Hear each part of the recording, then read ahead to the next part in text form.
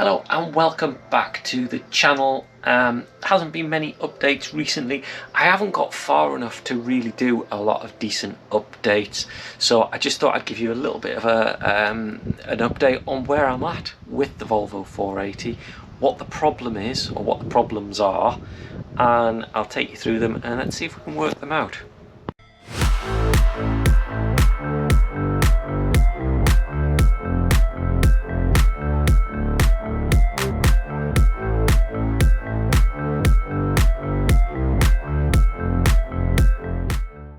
One of the first problems, that's where a battery goes. The problem I've got is the battery I've got, the spare battery is pretty much ruined. It doesn't hold a charge anymore. It definitely can't start the car. I can barely run the fuel pump, so I'm having to use a boost starter to try and get any life out of it, and that's no good. So I'm going to need a new battery. However, I'm also thinking the battery in our Nissan Juke is also a little bit low. That's a start-stop battery, so they do get hammered quite badly, to be honest. What I'm thinking is I'm going to replace the battery in the Juke before winter, because when winter comes along, starting a diesel like that, it's a 1.5 diesel, so it's not a huge one, but diesels do take a bit more to turn over in winter, so I think that's going to need a new battery before winter. The idea being that battery's not dead. It's reasonably big, too big for this really, but I think swap those over and that'll get me by. Actually, I haven't checked whether the battery terminal configuration is the same. I'll need to check that and make sure. So that's the first problem. The next thing is the rear boot seal. Now I did clean the lenses up, however they are looking quite milky again, so that hasn't really worked very well. I think I need to do another restoration on those lights. However, the new seals are in and they are sealing the lights up quite nicely. I mean, even that bit is still hanging on for dear life and it's stopping water coming in. However, the problem is the actual boot seal is also letting water in. I noticed what's happening is water is coming along the seam here and tracking down and just dropping onto the ground here. So I've tried buying a new boot seal and I've tried a couple of things now. I'm hoping that this is going to seal properly, so I'm waiting for it to dry out, then close the boot and run some water over it and see what happens. I've also realised with the car being on a ramp, the handbrake is up as high as it'll go and it would not hold the car on the ramp. So the handbrake clearly needs adjusting. I might get on and do that today, just do a little bit of adjustment on it, see if I can get, because that's up as high as it'll go and it's just not holding. I've had to use bricks to make sure the car doesn't go anywhere and leave the car in gear. I think I might get on with that now. Going with the Haynes method for setting the brake. I've set it to 6 notches and now what we do is we go in here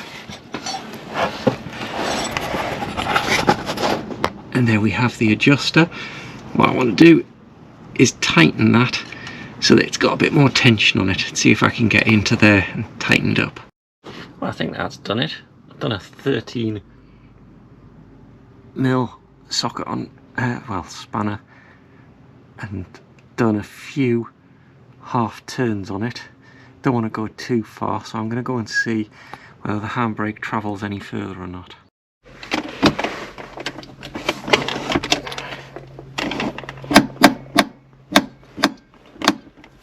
So 7,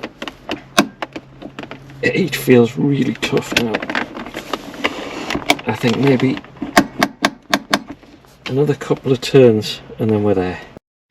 Really, I should be doing this with the back jacked up so I can make sure that the wheels are free, but I think, judging by where it was at, I think that's going to do the job. Let's see whether you guys can spot water coming in.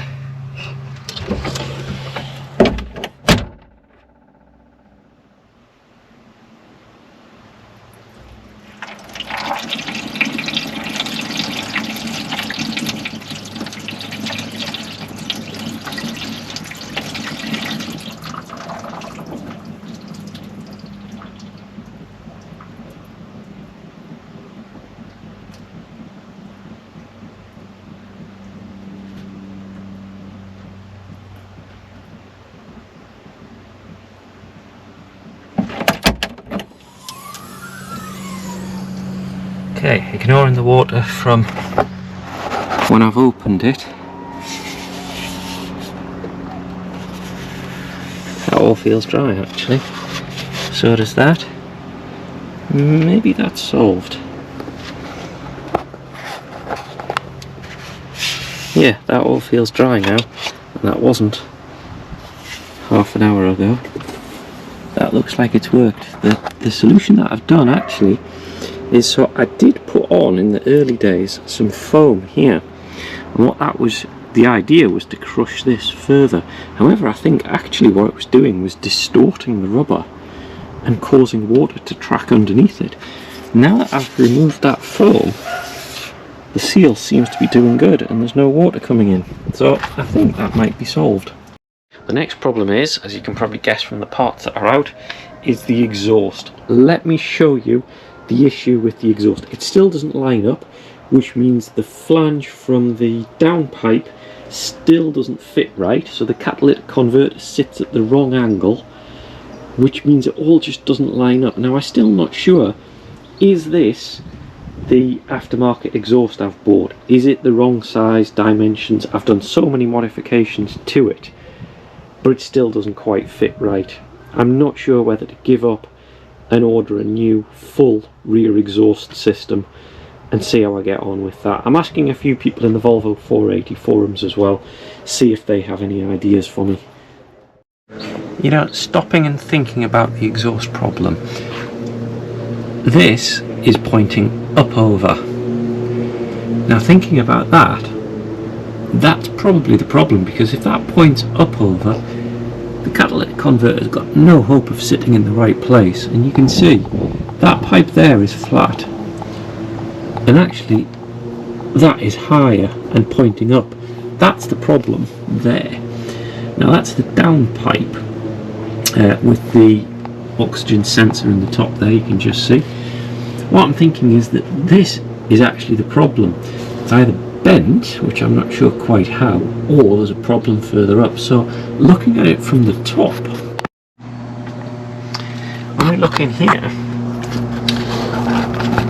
you can see it's got some sort of a little flexi here, which then attaches onto the exhaust manifold, and that's bolted on there.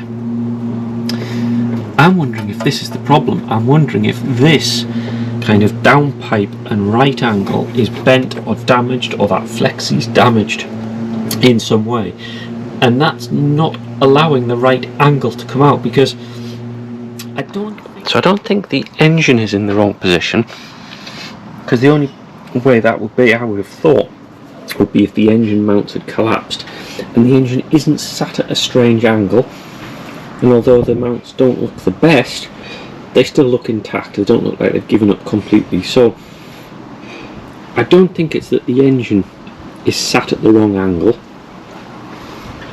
I'm suspecting it's that